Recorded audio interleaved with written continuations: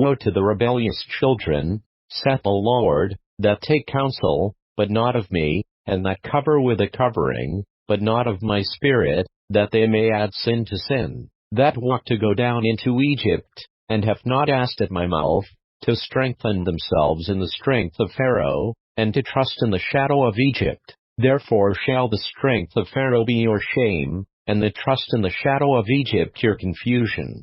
For his princes were at Zoan, and his ambassadors came to Hanes. They were all ashamed of a people that could not profit them, nor be in help nor profit, but a shame, and also a reproach, the burden of the beasts of the south, into the land of trouble and anguish, from whence come the young and old lion, the viper and fiery flying serpent. They will carry their riches upon the shoulders of young asses, and their treasures upon the bunches of camels, to a people that shall not profit them. For the Egyptians shall help in vain, and to no purpose. Therefore have I cried concerning this, their strength is to sit still. Now go, write it before them in a table, and note it in a book, that it may be for the time to come forever and ever, that this is a rebellious people, lying children, children that will not hear the law of the Lord, which say to the seers, See not, and to the prophets, Prophesy not unto us right things, speak unto us smooth things, prophesy deceits. Get you out of the way, turn aside out of the path, cause the Holy One of Israel to cease from before us. Wherefore thus saith the Holy One of Israel, because ye despise this word, and trust in oppression and perverseness, and stay thereon. Therefore this iniquity shall be to you as a breach ready to fall, swelling out in a high wall,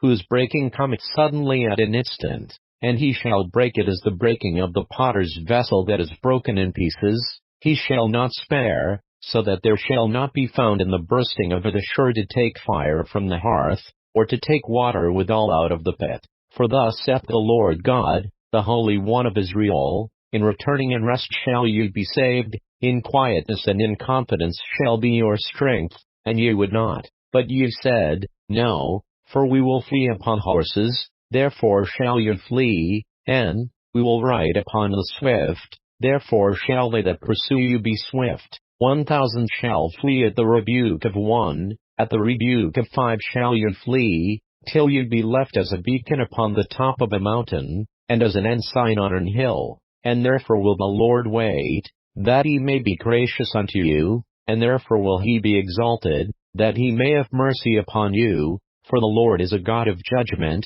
Blessed are all they that wait for him. For the people shall dwell in Zion of Jerusalem, thou shalt weep no more. He will be very gracious unto thee at the voice of thy cry. When he shall hear it, he will answer thee. And though the Lord give you the bread of adversity, and the water of affliction, yet shall not thy teachers be removed into a corner any more, but thine eyes shall see thy teachers, and thine ears shall hear a word behind thee, saying, This is the way, walk ye in it. When ye turn to the right hand, and when ye turn to the left, ye shall defile also the covering of thy graven images of silver, and the ornament of thy molten images of gold. Thou shalt cast them away as a menstruous cloth.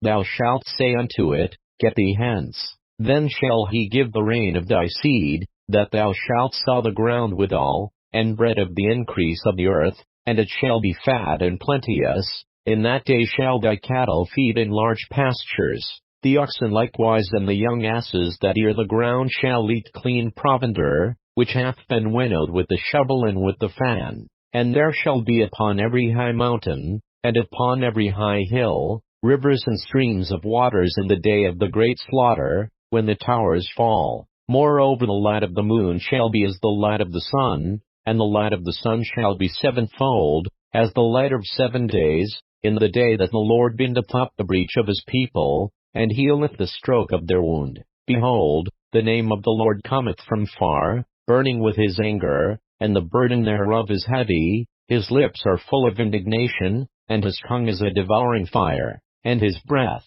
as an overflowing stream, shall reach to the midst of the neck, to sift the nations with the sieve of vanity. And there shall be a bridle in the jaws of the people, causing them to err. Ye shall have a song, as in the night when a holy solemnity is kept, and gladness of heart, as when one goeth with a pipe to come into the mountain of the Lord, to the mighty one of Israel. And the Lord shall cause his glorious voice to be heard, and shall shew the lighting down of his arm, with the indignation of his anger, and with the flame of a devouring fire, with scattering, and tempest, and hailstones.